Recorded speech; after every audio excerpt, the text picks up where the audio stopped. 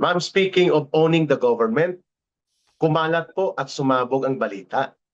At ito po ay pinatotohanan nila Congressman Igay Erese, Oh, Congressman Toby Chanco, Congressman Leandro Leveste, na ayan. bumaha ang bilyones na peso na pundo galing sa mamamayan through Congress para ipasiguro na unanimous ang boto kay Sara Duterte sa House Committee on Justice, and at least there will be 45 na attendance na dudurog, magpapahiya, mangbabastos kay Sara Duterte every time na magkaroon po ng mini kangaroo court trial ang Committee on Injustice.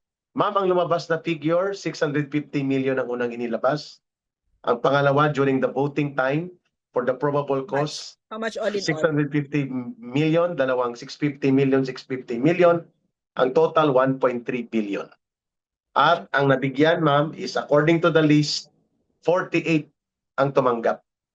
Regular yon. Mula nang magsimula ang Committee on Injustice hanggang sa 1.3 botohan. billion. 1.3 billion, divided 48 by ang tumanggap. 48 daw. Wow, paldo. About 27 million each. 27 million each. Galing sa mga naghihikahos, gutom, Pera natin yan. Ha? yes, na mga Pilipino. Ma'am, yung reaction to this, gusto ko kasi hindi to bago eh. Kay Toby Chanco, binulgar na niya to. Ang kakapal talaga, sabi ni Toby, 90 billion. Nilagyan ng FLR for later release, approved by the President. Convertible yun, mama. Kunwari project, pero convertible to cash, C2C. Ito ngayon, cash talaga, direkta. Committee level pa lang. Hindi pa kasama, ma'am, ang 10 billion na inihahanda para sa plenary voting sa May 11. Magkano, Ellen? Magkano, 10 billion. For everybody na yon sa Kongreso, Sa whoever buo na, signs. sa plenary. That means Yeah. mga 200 ang target na boboto, 50 million per head, cash. Grabe. So, Ito ma'am, itinuturo ma'am ng source, diniscuss ito ng isang programa, ang title ng program na panood ko, Politico Online. Connected ito sa Abante Online yata, ma'am. Politico Online, tinatalakay nila, ang tinuturo nila, Sandro Marcos, ang point person. May basbas ng tatay at may basbas ni Bojiti. Kasi nga nag-sidestep si Martin, nagtatampo ng kunwari, nagpapaariglo. So ang tirador sa mga operations na ito, itinuturo di umano, Sandro Marcos. 1.3 billion sa Committee on Justice ang ginamit, cash. Attendance plus voting. Basta todo pahiya. Pero kay Sara Duterte. Pero ang may mga special role like si Hippopotamus Tereridon, sila Abante, sina Luistro, mas mataas yun, ma'am. Hindi lang 27 million. Your reaction to this very scandalous amount, 1.3 billion sa pondo ng mamamayan sa Committee on Housing Justice and 10 billion inihanda para makuha ang 200 votes sa plenary sa May 11. Again, of course, we already knew this, no? But I didn't know that the figures, no? So maganda yon, Eric, mga kababayan, napakaganda nito kasi maliwanag na maliwanag. Papunta tayo sa isang election year, no? So naranasan na natin yung sakit nung mga magnanakaw ang nasa gobyerno at ang mastermind, ayan mismo si Bongbong Marcos, no? So we're going towards an election year. Maliwanag na, nagtatanggal na sila ng maskara nila. Kung sino mag-sign dyan, magnanakaw ako. Yan sinasabi nila. So, Tama. magtutulungan tayo na sa 2028, hindi na yan bobotohin. So, ang ibig ko sabihin dito, hindi lang kunyari itong si taga South Cotabato, si Hernandez ba yon? Walang yayon? Alam mo ba, naboto siya, Eric.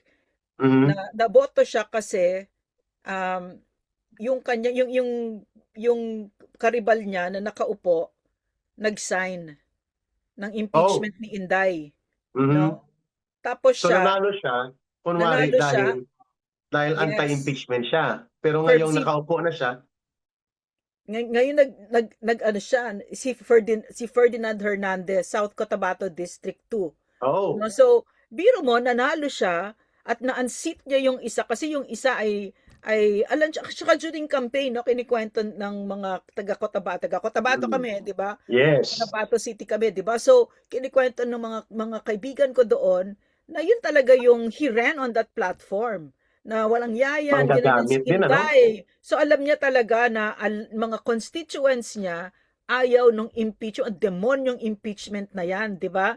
Pero Mm. he turns around and betrays them. Trinaydor niya. Terrible. So maganda Traidor. 'yon. Sa Anong akin apelyido niya, maganda ma'am? 'yon. Hernandez? Ferdinand Hernandez sa Hernandez. 2nd District ng South Cotabato.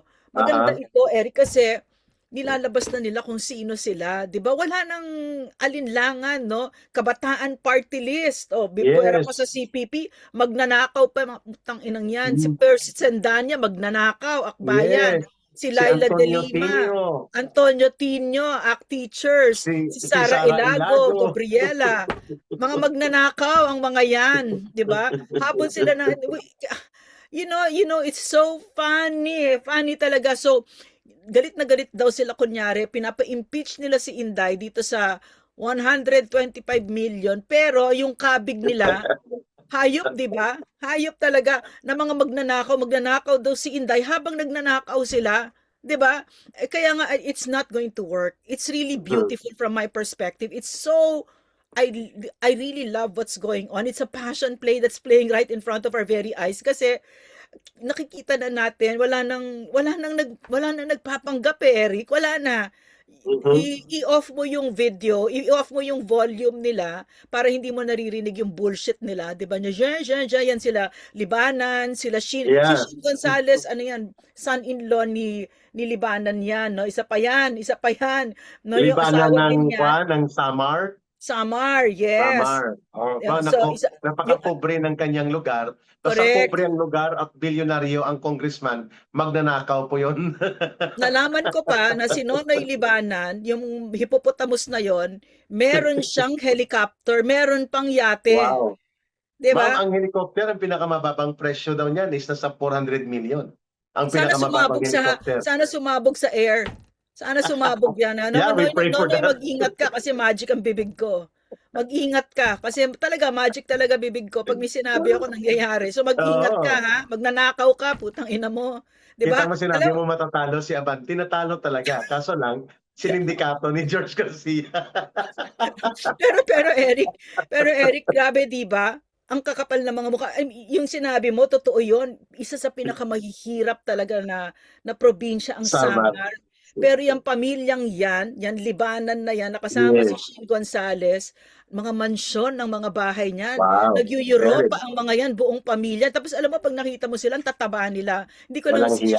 Tapos si Shin, asawa niya, yung anak ni Nonoy Libanan. Tapos Ah, yung sister ni Shin Gonzales, nasa politika din. Tapos yung isa pang so anak ni Nonoy, sa madaling salita, isang pamilyang ito walang talent.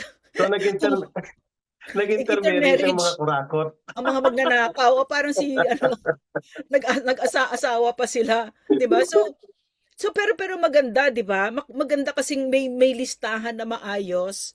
No, bukas na lang babasahin ko lahat kasi Sige, ma'am, fina-finalize pa sige. namin eh. Oy, pero ma'am, Fina-finalize.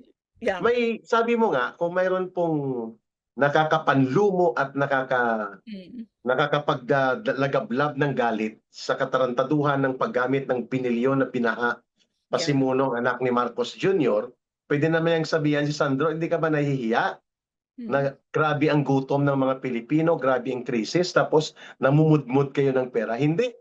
Kinonsinti niya kasi nagbibinipisyo sa dito sa ginagawa ng kanyang anak. No? Kung si Sandro ma'am makagano, no?